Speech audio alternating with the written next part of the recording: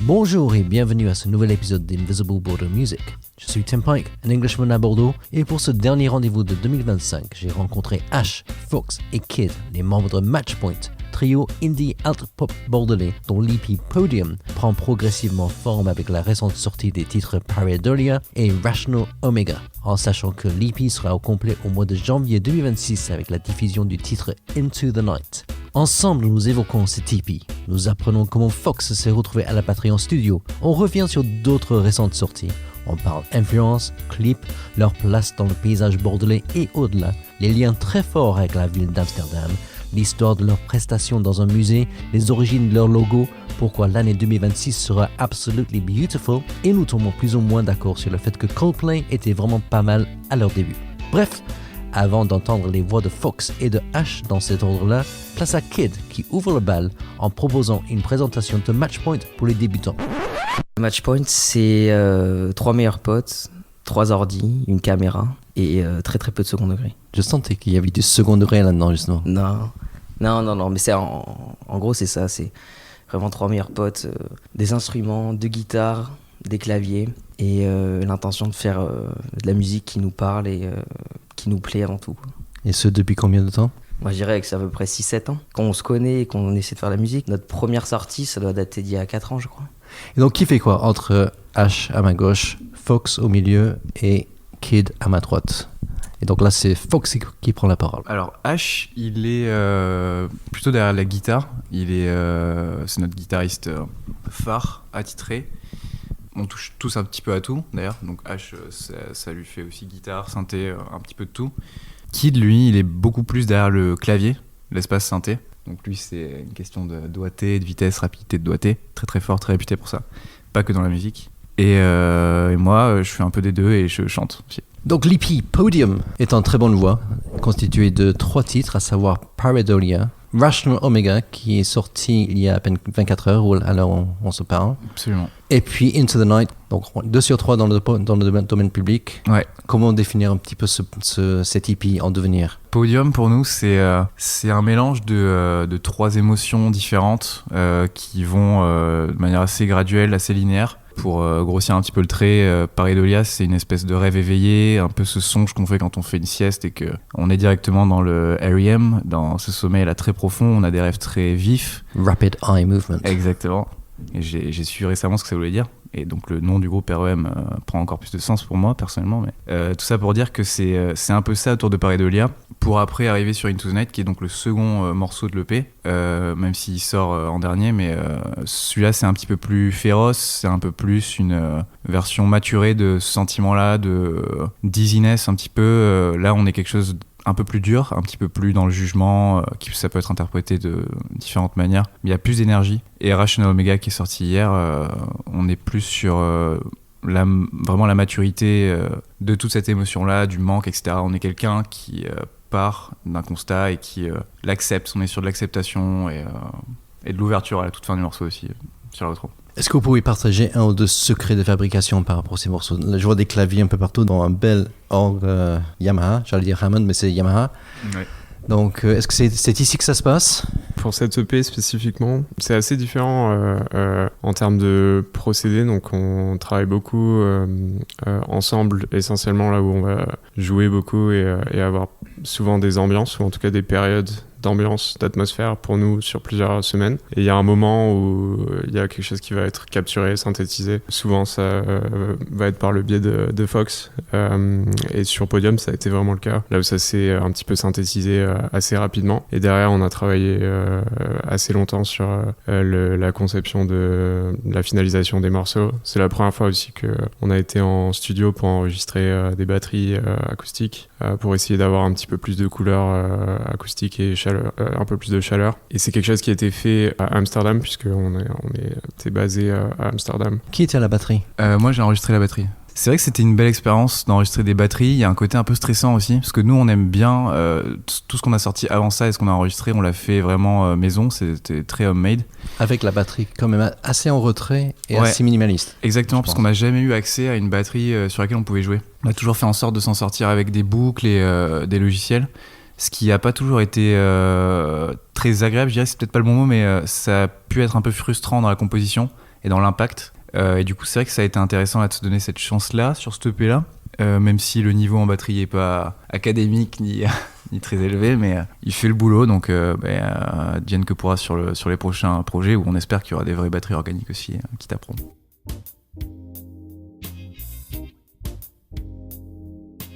En 2025, c'était également la sortie de Hero et TV Show 2077. Je ne sais pas si c'est comme ça que vous le dites. Absolument, c'est magnifique. Oui, donc, comment ces morceaux-là ont-ils été reçus? TV Show 2077, celui-ci a été très bien reçu au départ. Enfin, en tout cas, quand on l'a sorti, on a dû le sortir en 2 fois ce morceau. Parce que la première fois qu'on l'a sorti, il y a eu des soucis avec notre distributeur. Mais sur les premières semaines, on a eu des très bons streams, des très bons retours, et c'est un morceau qu'on affectionne particulièrement parce qu'on a tourné un clip pour l'occasion, pour le morceau, et le clip qui nous plaît beaucoup aussi, qu'on est en train de monter actuellement. Ce morceau-là, malgré le fait qu'on ait dû le ressortir, on a eu des très bons retours, et on a été très contents de la manière dont il est sorti en premier lieu. Hero aussi, ça a été un peu plus aventureux pour nous parce qu'on voulait se faire plaisir, comme toujours dans les morceaux, mais à ce moment-là on était un peu dans un entre-deux, on revenait des Pays-Bas cet été, on se lançait dans quelque chose de nouveau avec Belle Marianne, donc quelque chose de bien pour nous et de beau, et c'est inspiré de ça en fait. C'est un morceau assez léger qui fait assez introduction, je dirais. Il y a une espèce de mise en abîme dans un univers, c'est en énergie, ça prend son temps, et les gens ont bien aimé autour de nous aussi, un petit peu moins que TV Show, mais en tout cas ça reste un morceau qu'on aime, donc voilà. Personnellement, dans votre musique assez planante, j'entends des échos de Radiohead, Slowdive parfois dans les guitares, un peu de Eels dans les voix, un peu de Geese aussi, si vous connaissez. Geese. Ah, eh bien allez écouter Geese. Ok. Geese, donc les oies. Même un peu de Pink Floyd si on remonte loin dans le temps. Pas. Non. C'est un groupe anglais, hein, ils sont percés. Ouais. Est-ce que ce sont des références avec lesquelles vous identifiez? Dans quelle musique puisez-vous pour la vôtre? Complètement. Dans tous les cas, c'est que des références dont on nous a parlé jusqu'à présent. Même Hills, finalement. Je me rappelle qu'au début, on nous a fait une réflexion que ça évoquait Hills, ce qui est bon signe, parce que je crois que tous les trois, on aime bien cet artiste aussi, ce groupe. Et donc, pour nos influences, c'est assez marrant parce qu'on a quand même commencé par être tous les trois des amis qui écoutent la même musique avant de faire de la musique ensemble. Dont Radiohead, dont on est obligé de parler parce que ça a été un grand tournant, je pense, pour tous les trois quand on a découvert ce groupe. Et après, aujourd'hui, ça a continué. On partage toujours la musique, on l'écoute énormément, on s'envoie énormément de morceaux. Il y a d'autres groupes qui ont fait partie de nos influences. Slowdive, c'est aussi le cas. Il y a même des groupes beaucoup plus connus comme quand on était plus jeune, Coldplay par exemple. C'est vrai qu'il y a un peu du bon vieux Coldplay des débuts avant qu'ils deviennent. Voilà, ouais. C'est de ça. On l'entend dans la guitare en tout cas. Je ne sais pas si ça c'est. Ouais. Complètement. Ouais, peut-être pas. Non. C'est toujours le problème de parler de Coldplay aujourd'hui. Ouais. C'est Coldplay, mais jusqu'en 2002. Exactement. C'est exactement ça. Et donc forcément, ça fait partie de ces références-là. Sinon, on a beaucoup été touchés par, moi je parle personnellement dans ce cas, les artistes français qui ont fait de la musique électronique, ça peut être Daft Punk, ça peut être aujourd'hui The Blaze, mais même Phoenix, ce genre de groupe-là, qui je sais pas pourquoi moi me parle beaucoup, comme si on retrouvait un lien, peut-être pas parce qu'on est français, mais juste dans la façon de composer, on s'y retrouve. Je pense qu'il y a quelque chose aussi, tous les trois, qu'on a partagé pas mal, qui est la musique peut-être plus planante, mais qui est M83, qui est aussi un artiste français d'origine, et qui, nous, en tout cas, a été une source d'inspiration sur la mélancolie que ça transpire et sur ce que ça peut procurer en tant qu'auditeur. Ça ressemble pas mal à notre musique dans la manière de la vivre. C'est quelque chose peut-être de plus personnel, mais qui aussi permet de se rassembler autour d'un événement fort ou d'une sensation forte. Beach House aussi, grosse influence quand même. Ouais. Et après, la playlist est très longue. Ouais. Surtout avec ces artistes-là, comme Beach House, on peut aller chercher des groupes qui ont inspiré Beach House, comme les Cocteau Twins. Exactement. Cocteau Twins passe énormément à la maison. C'est vrai. Ouais, beaucoup. Gros fan. J'approuve. Mais de manière générale, très influencé par la musique britannique. Je note. Il faut le souligner. Je note.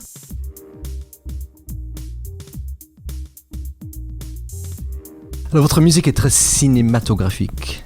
et la dimension visuelle du projet est particulièrement frappante sur Instagram. Et cela s'est notamment manifesté dans un clip assez énorme qui a accompagné le titre Protection en 2024. Donc est-ce que vous pouvez parler un petit peu de ce short film, parce que c'était vraiment un court-métrage quelque part? Alors en termes de cheminement, nous on était en plein milieu à peu près de notre expérience aux Pays-Bas. C'est un pays d'ailleurs qu'on a beaucoup aimé pour toute sa nature et tout ce qu'il propose visuellement, et ça nous a beaucoup inspiré aussi dans notre musique. Tout l'EP Protection, dont le morceau Protection, ça a été fait là-bas et donc inspiré du pays. Et au bout d'un an à faire du vélo un petit peu partout là-bas, puisque c'est très simple, on a vu beaucoup d'endroits. Et il y a un scénario qui s'est dessiné un peu dans nos têtes, après avoir beaucoup discuté de ce que ça nous évoquait chacun, respectivement, le morceau Protection. On a fini par écrire un scénario sur le morceau et qui nous parlait à tous les trois, et on s'est dit allons-y, achetons une caméra. On s'est demandé au départ, on s'est dit est-ce qu'on le shoot en 35 mm, est-ce qu'on prend des caméras des années 80 ? Heureusement qu'on l'a pas fait, parce qu'on se serait étolé monumentalement. Mais du coup c'était une super expérience, et la caméra maintenant nous sert du coup à tourner ce que j'ai dit tout à l'heure, TV Show, qui est tourné, on a tout ce qu'il faut, et voilà, on est parti à l'aventure, parfois très très tôt. On a fait ça sur 3 jours je crois, un week-end, 4 jours, et on se levait à 1h du matin et on allait tourner, parce que certains plans étaient au lever du soleil en plein milieu de l'été, dans l'eau de la mer du Nord, donc c'était assez sympa, c'était très aventure. Ça reste de bons souvenirs en tout cas. Excellent souvenir, à part dans l'eau, c'était pas... il faisait froid. Prochaine fois dans la Méditerranée alors. Ouais, ça c'est sûr. Donc vous l'avez déjà évoqué à plusieurs reprises. On se retrouve aujourd'hui à Bordeaux, qui je pense est décrite comme votre ville natale, mais cette ville d'Amsterdam semble bien ancrée dans l'ADN du groupe. Comment est-ce que Matchpoint s'est retrouvé à Amsterdam ? Par accident, on marchait, on s'est marché vers le nord, ouais, et voilà. Pourtant on est vers le sud, alors c'est pour ça on était surpris d'arriver là-bas. Mais non, quand on a commencé à faire de la musique ici, justement un peu avant 2022, puisque 2022 c'est notre première sortie, mais on avait toujours la volonté d'aller s'installer ailleurs. Parce que comme on fait de la musique en anglais, on est assez convaincu que à terme c'est quand même quelque chose qui a une dimension internationale plutôt. Et donc à Bordeaux, on se sentait pas forcément à ce moment-là à l'aise, même vis-à-vis de notre projet. Donc on a cherché des villes en Europe pour pas aller trop loin dans un premier temps. Et ça nous paraissait un bon choix en fait. Le côté underground, très slow life, ouverture d'esprit de la ville et du pays. Donc on est parti là-bas. Vous êtes resté combien de temps à On est resté 2 ans et demi, quasiment pile poil. On est arrivé là-bas en avril 2023 et on est rentré en octobre 2025. Et aujourd'hui, le retour à Bordeaux, est-ce que vous êtes très impliqué, très actif dans la scène bordelaise ? En tout cas, on a l'intention de l'être. Parce que c'est vrai qu'on est rentré il n'y a pas très longtemps, et puis on travaille avec des vrais experts de Bordeaux qui eux vont s'assurer du fait qu'on soit partout et qu'on soit nous des rats des scènes. En tout cas pour l'instant on en a déjà parlé, et puis je sais que on va peut-être en parler un peu après, mais on a déjà joué sur quelques scènes où on a vraiment pris notre pied, et on a hâte de la suite pour continuer. On aimerait forcément qu'on est tous les 3 bordelais à l'origine. Ça nous parle beaucoup de jouer ici et de créer du lien avec les gens qui habitent ici, qu'on connaît très bien d'ailleurs. C'était une décision qui nous parlait beaucoup de rentrer finalement pour s'associer avec des gens et pour qu'on continue le projet et grossir. Le faire dans notre ville natale finalement, on se sentait très à l'aise de le faire, et on avait déjà des gens qu'on connaissait, on connaissait un peu les salles. Ça nous parlait beaucoup. Ouais. En sachant que, si j'ai bien compris, votre terrain de jeu c'est quand même mondial, avec vous avez eu de belles couvertures du côté de Music by Humans, la web radio Wigwam. J'ai vu votre Spotify Wrapped pour 2025 où le pays en tête c'était les États-Unis, suivi de la France certes, l'Allemagne, le Brésil et le Royaume-Uni. Finalement il n'y a pas de frontières dans l'univers Matchpoint. Il y a pas de frontières. Nous justement on a vocation à ce que notre musique soit écoutée partout, et c'est aussi pour ça qu'on a fait le choix de l'anglais dans un premier temps, puisque même nous dans nos goûts c'est une langue qui chante, c'est une langue qui est encore une fois l'influence britannique et donc anglaise, pour nous c'est quelque chose d'assez mystique, même quelque chose de, et donc on a vocation à ce que ce soit partout. Notre point en commun, parce que dans une autre vie je suis musicien également, et j'ai pu me produire au Musée des Beaux-Arts. C'est fou ça. C'est assez exceptionnel. C'est exceptionnel. Dans le cadre justement d'une animation autour de la musique anglaise. Et j'ai vu que vous aussi. Donc on ne doit pas être bien nombreux à avoir fait des concerts au Musée des Beaux-Arts. Est-ce que vous pouvez me parler de votre prestation là-bas. Dans quel cadre? On a eu la chance de jouer donc au Musée des Beaux-Arts à 2 reprises. La première, c'était donc dans le cadre d'un événement autour des créations artistiques de la scène bordelaise qui rassemblait la danse, la musique, la peinture. Et on était le seul groupe de musique présent là-bas. On a eu un succès assez inattendu. Malheureusement, pas tout le monde a pu rentrer, donc on était assez surpris de l'engouement qu'il y a eu autour de l'événement. Et pour nous, c'était vraiment l'occasion de construire quelque chose autour de la peinture. Tu mentionnais notamment le lien avec le cinéma, et c'est quelque chose qu'on aime beaucoup aussi, cet aspect visuel qui se mélange avec la peinture. Donc on avait vraiment construit 3 sets différents avec des thèmes et des ambiances assez différentes pour pouvoir faire vivre un petit peu un voyage au public. C'était une sacrée expérience, je pense, pour tous les 3, de jouer dans un lieu comme ça, sachant qu'on avait des lumières assez travaillées aussi. Donc c'était vraiment un beau moment. Et on a eu l'occasion de retrouver le musée, je crois, l'année d'après, puisqu'ils nous ont rappelé pour jouer cette fois-ci dans le jardin derrière la mairie. C'était aussi très sympa, beaucoup plus ensoleillé. Un peu moins intime, mais tout aussi bonne expérience. Et c'est un endroit qu'on garde un petit peu avec nous en tant que dans les meilleurs souvenirs en tout cas de live. Donc ouais, on a bien ce côté-là. Vivement la 3e édition alors. Pourquoi pas d'autres musées aussi à travers le monde. Matchpoint, c'est vous 3, à savoir Ash, Fox et Kid, mais c'est également un écosystème de collaborateurs qui sont ceux qui contribuent à l'univers Matchpoint. Aujourd'hui, la famille s'agrandit puisque, comme on a évoqué précédemment, Belle Marianne fait partie de l'aventure avec nous. Et Belle Marianne, donc c'est Hugo Martin, c'est Romain Trombetta, qui sont actuellement ici, mais qui font pas de bruit parce qu'ils sont tellement respectueux. Ces 2 personnes-là, qui elles sont en lien avec d'autres personnes qui sont des maillons aussi de la chaîne, Tess, Annès qui est programmatrice, Julien qui fait de la production, et c'est tout un ensemble aussi d'artistes et des gens qui viennent gravir en même temps que nous, en fait, dans le même nuage en fait. Mais oui, c'est tout un ensemble. Puis il y a aussi nos proches aussi qui ont été les premiers à nous soutenir. Je pense que aussi il faut les créditer là-dedans. Mais pour l'instant, on va dire que c'est quelque chose d'assez petit et concentré. Et c'est comme un petit atome, quoi. Alors, j'ai fait la question bateau autour des influences, donc je vais quand même faire la question bateau autour du nom du groupe, parce que Matchpoint, vous êtes amateur de tennis. Alors, en vrai, c'est une assez bonne question. De base, on a eu un nom avant Matchpoint, on s'appelait Bloom, et on a beaucoup aimé ce nom-là, jusqu'à ce qu'on se rende compte qu'il y avait énormément de gens qui avaient eu l'idée avant nous, bien sûr. C'est le risque de cette musique sans frontières. Ouais, exactement. Et évidemment, on est confronté à tellement de compétition entre guillemets, parce que là c'est pas vraiment de la compétition, mais en tout cas en termes d'idées de nom de groupe, beaucoup de gens sont inspirés, et donc on n'a pas été les premiers, et on cherchait quelque chose de encore un peu plus identitaire, même je pense que même en ayant aimé Bloom, on voulait quelque chose d'un petit peu plus dur pour que ça colle plus à notre musique encore. Et l'idée du Matchpoint, ça nous est venu justement, ça nous est beaucoup arrivé d'aller jouer dans un manoir de famille de kids qu'ils ont à Montflanquin. C'est un endroit très inspirant qui est super sympa pour jouer, et on y allait tous les 3, on était sur la route et on a eu l'idée dans la voiture, on faisait un peu la course à trouver le nom avant d'arriver, et c'est arrivé comme ça. Et il y a un fond de tennis, au risque de vous décevoir ou pas, moi j'en ai fait pendant 15 ans, Kid en a fait aussi, H il est extrêmement bon au tennis, et oui ça colle aussi peut-être plus sérieusement à l'aspect de flottaison de la balle, cette espèce de moment de tension où tout peut arriver. Cette notion-là du match point, dans un premier lieu, c'est quelque chose qui nous parle parce que c'est ce que notre musique nous évoque à nous-mêmes. Et même dans ce que les gens nous disent, ils parlent souvent de fuite en avant, de côté un peu planant. C'est un moment en fait de flottement d'entre-deux. Et c'est ici qu'on veut se mettre et se situer. Puis il y a aussi le côté match point de l'allumette, etc. C'est quelque chose qui nous a parlé directement et on l'a pas lâché depuis. Peut-être même la tension avant le relâchement quelque part. Ouais, exactement. Ouais. Au-delà du nom, vous avez également une petite identité visuelle qui se promène, ce logo. Pareil, l'origine de ce logo, on avait dessiné quelque chose parce que ça a toujours été important pour nous. Encore une fois, pour reparler de l'aspect visuel, c'est quelque chose qui pour nous est complémentaire, et c'est même essentiel de lier les deux. Esthétiquement, avoir un logo, c'est une manière de se faire reconnaître aussi visuellement, surtout aujourd'hui en 2025 où il y a beaucoup de visuels, c'est super important. Mais pour nous, c'est aussi important d'avoir une identité visuelle.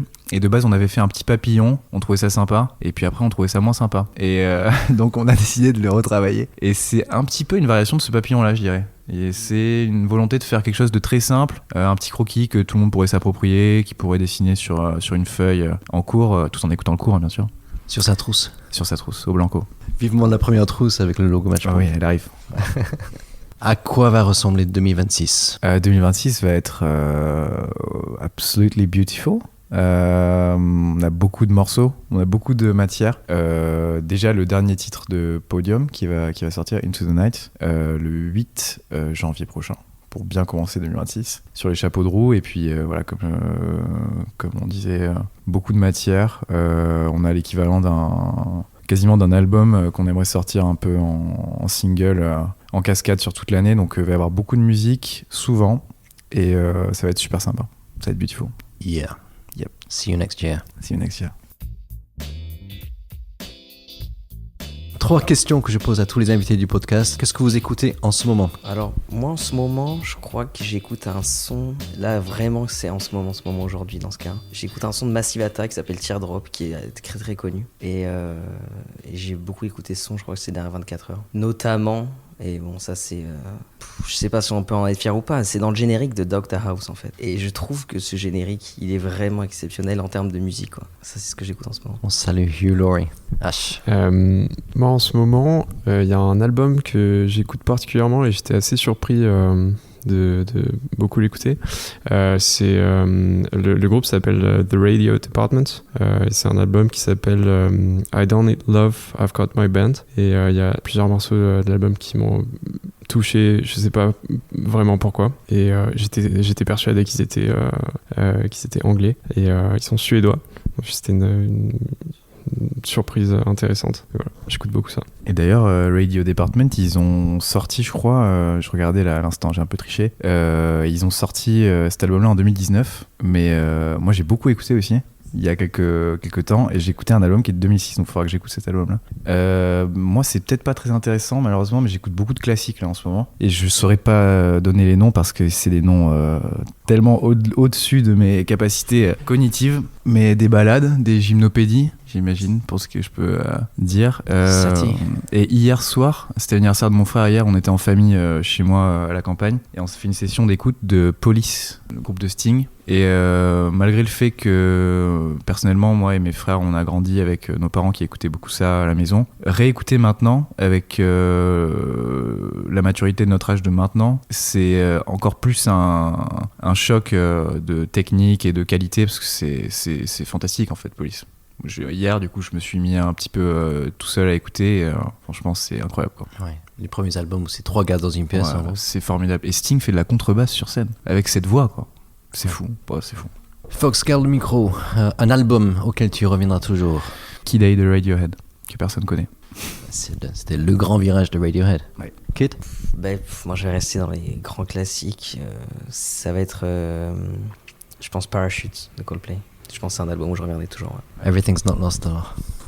H. Moi j'ai envie de dire Before the Dawn Heals Us de M83. Je pense que c'est un album que j'ai beaucoup trop écouté et que j'ai pas fini de continuer d'écouter. Et le meilleur concert live auquel vous avez assisté? J'en ai un en plus qui est à Bordeaux. Je me rappelle plus quand est-ce que c'était, mais j'étais allé voir Jamie Cullum à Bordeaux. Et on y est allé en famille parce que c'est un artiste qu'on écoute beaucoup dans la famille. Et je pense que c'était un des concerts qui m'a le plus marqué en live, parce que lui, il fallait le voir aussi à cette époque, sauter partout sur le piano. Et un moment familial ensuite assez intense. Mais ça, c'est pour Bordeaux. Après, je pense concert qui m'a le plus marqué, ça doit être Coldplay, Wembley, je pense. On est allé voir entre potes, et même si c'était, il n'y avait pas tous les titres qu'on avait envie d'entendre, c'était quand même un moment pas horrible, si je peux me permettre, quoi. H. C'est pas une question très facile, sachant que je pense que c'est peut-être un truc de gens qui font de la musique, mais en concert, moi j'ai trop tendance à vouloir regarder ce qui se passe et à essayer de me dire que ça pourrait être moi, ou comment est-ce que je vais pouvoir reproduire ça à la maison.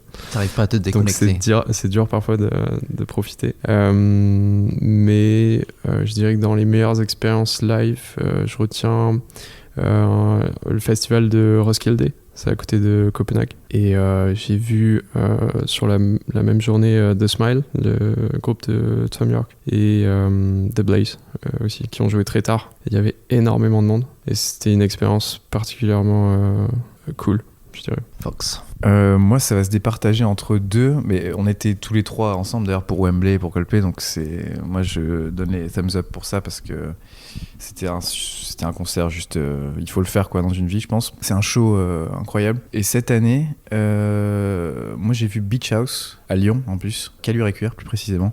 C'était une super salle, on était super bien placés et ça m'a beaucoup touché. Pareil que H, j'ai beaucoup de mal à aller voir des concerts. Même des artistes que j'aime beaucoup, j'ai du mal à me sentir juste spectateur en fait, puisque effectivement on passe notre vie à vouloir faire de la musique et à se mettre là où ils sont, donc c'est un peu dur de déconnecter. Mais j'ai vu Radiohead la semaine dernière et je dirais que voilà. Il n'y a rien à ajouter quoi. Radiohead, c'est incroyable. Encore aujourd'hui. Merci Matchpoint. Merci à toi. Et puis plein de bonnes choses pour la suite. Toi aussi. Ciao, ciao. Un grand merci à Matchpoint, à savoir Ash, Fox et Kid pour leur accueil dans leur QG bordelais, ainsi qu'à Hugo, Romain et Tess du label Belle Marianne pour l'organisation et l'accompagnement. Vous pouvez bien sûr retrouver Matchpoint sur toutes les plateformes de streaming ou sur Instagram via le compte Matchpoint_music. Comme point de départ, je conseille naturellement les titres abordés lors de l'entretien. Pareidolia, Rational Omega, TV Show 2077 et Hero. Et si vous avez envie de vivre par procuration des plongées matinales dans les eaux glaciales de la mer du Nord, le clip Protection est à retrouver du côté de YouTube. Quant au podcast Invisible Border Music, qui a désormais son site dédié à l'adresse invisiblebordermusic.blogspot.com, n'hésitez pas à vous abonner via la plateforme audio de votre choix pour ne pas rater les prochains épisodes ou pour revenir sur les précédents. Sachez également qu'il existe une playlist Spotify qui compile les artistes ayant participé au podcast. Enfin, Invisible Bordeaux, c'est aussi un blog qui recense en anglais et en français les lieux insolites, les personnages méconnus ou les histoires souvent oubliées de Bordeaux et de la Gironde. Vous y trouverez des centaines de dossiers à parcourir en ligne en cherchant Invisible Bordeaux ou le Bordeaux Invisible. Bonne découverte et, une fois n'est pas coutume, voici un petit bonus pour les auditeurs qui sont restés jusqu'au bout. Alors, donc j'ai à ma gauche, votre droite, Ash, Fox et Beard. Ah non, Beard, c'est ce que j'ai noté, Kid. Moi j'ai noté. En fait, j'ai mis des petits repères pour bien vous reconnaître. Mm-hmm. Donc toi t'es Beard. Ah. Toi t'es Hat et toi t'es Cap. Mais oui. Mais en fait c'est très pratique puisque vous êtes de gauche à droite comme c'est écrit ici, donc ça devrait aller assez vite. Je vais pas trop me planter. Ash, Fox et Kid. De gauche à droite comme politiquement, d'ailleurs, on a fait exactement le choix. C'est vrai, vous êtes en phase avec avec vos convictions. Exactement. Toi t'es bien au centre alors. Je suis bien au centre, je prends pas de risque. Mais oui, c'est tout un ensemble, puis il y a aussi nos proches aussi qui ont été les premiers à nous soutenir. Je pense que aussi il faut les créditer là-dedans, mais pour l'instant on va dire que c'est quelque chose d'assez petit et concentré, et c'est comme un petit atome quoi. Ça finira par péter. Sans vouloir faire peur. Est-ce que tu veux que je coupe cette dernière partie ou je la laisse? Ah non, moi je la trouve sympa, mais après si vous voulez la couper, on peut la couper.